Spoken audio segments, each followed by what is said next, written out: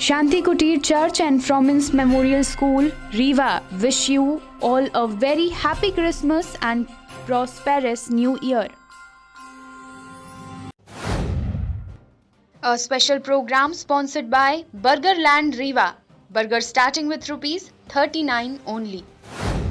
नमस्कार, विंध्या टाइम्स में आपका स्वागत है। राजनीति के अखाड़े में भाजपा और कांग्रेस पार्टी हमेशा एक दूसरे पर हमलावर रहती है। किसी न किसी मुद्दे पर कोई न कोई वकालतनामा चलता ही रहता है और जनता को गुमराह किया जाता है। दोनों पार्टियां चुनाव में कई सारे वादे करती हैं, करोड़ों रुपए खर्च करती हैं, जिसकी ताजपोशी हुई वहीं दूसरी पार्टी पर भारी पड़ता है। चुनाव में खर्च का ब्यौरा देने पर सवाल खड़े होने लगते हैं। जिसकी सरकार बनी वही विपक्ष पार्टी को कटघरे में खड़े करने की योजना बनाई जाती है। कुछ ऐसा ही चल रहा है मध्य प्रदेश की राजनीति में। लोकसभा चुनाव लगभग 2 वर्ष से भी ज्यादा का वक्त हो चुका है लोकसभा चुनाव को, लेकिन ताजपोशी पहनी सरकार ने काले धन के लेन देन के मामले में विपक्ष पर भारी पड़ती जा रही है। लोकसभा चुनाव में काले धन के मामले में नेताओं पर शिकंजा बढ़ने लगा है। इस मामले में केंद्रीय चुनाव आयोग ने राज्य शासन से सवाल करने दिल्ली तलब किया। इसके बाद मध्य प्रदेश सरकार के मुख्य सचिव इकबाल सिंह बैस और गृह विभाग के प्रमुख सचिव राजेश राजौरा जल्द ही दिल्ली के लिए रवाना होंगे। दरअसल चुनाव आयोग ने केंद्रीय अप्रत्यक्ष कर बोर्ड की रिपोर्ट के बाद राज्य शासन की तरफ से की गई कार्यवाही पर जानकारी मांगी है। इसके लिए केंद्रीय चुनाव आयोग ने उपचुनाव आयुक्त चंद्रभूषण कुमार ने मध्य प्रदेश सरकार के मुख्य सचिव इकबाल सिंह बैस और गृह विभाग के प्रमुख सचिव राजेश राजौरा को दिल्ली बुलाया है, जिसके बाद ये दोनों 5 जनवरी को दिल्ली के लिए रवाना होंगे, जहां 5 जनवरी को इस मामले को लेकर बैठक निर्धारित की गई।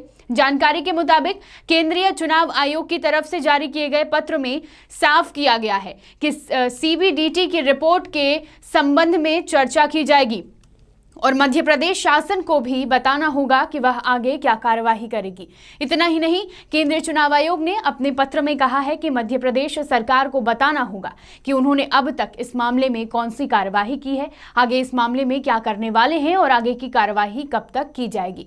इसके साथ ही चुनाव आयोग ने अपने पत्र में यह भी लिखा है कि इस संबंध में पूरी योजना का कार्यक्रम तैयार किया जाए और केंद्रीय चुनाव आयोग के पत्र के बाद शिवराज सरकार ने इस मामले पर गंभीरता से विचार करना भी शुरू कर दिया है। वहीं मुख्यमंत्री शिवराज सिंह चौहान लगातार मुख्य सचिव और गृह विभाग के प्रमुख सचिव से चर्चा करते नजर आए। मुख्यमंत्री और मुख्य सचिव ने कानूनी पक्ष पर भी जांच बिंदु की रूपरेखा तैयार की है। आपको बता दें कि मध्य प्रदेश में लोकसभा चुनाव 2019 में कमलनाथ के करीबी रहे नेताओं और अधिकारियों के काले धन के लेन देन मामले में सीबीडीटी ने राज्य शासन की रिपोर्ट सौंपी है। जो सीबीडीटी की रिपोर्ट मध्य प्रदेश सरकार को 16 दिसंबर को मिली थी।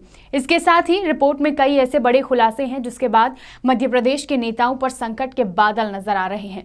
जो जानकारी मिल रही है उसके मुताबिक तत्कालीन कमलनाथ सरकार के करीबियों पर आयकर छापे से जुड़े सीबीडीटी की रिपोर्ट में कमलनाथ से करीबियों, अधिकारियों, नेताओं के नाम के साथ साथ ऐसे भी नाम शामिल हैं जो अब शिवराज सरकार के मंत्री पद पर और विधायक का ओहदा संभाल रहे हैं।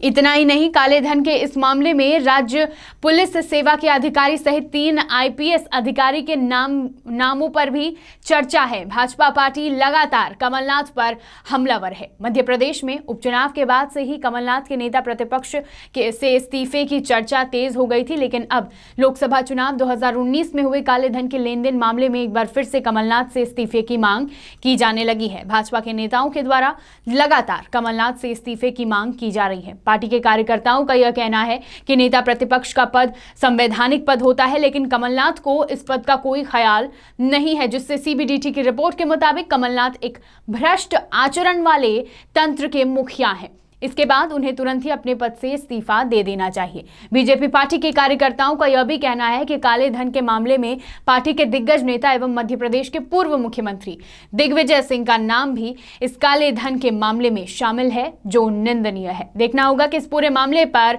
क्या कुछ खुलासा होता है। तमाम खबरों के लिए देखते रहिए विंध्या टाइम्स।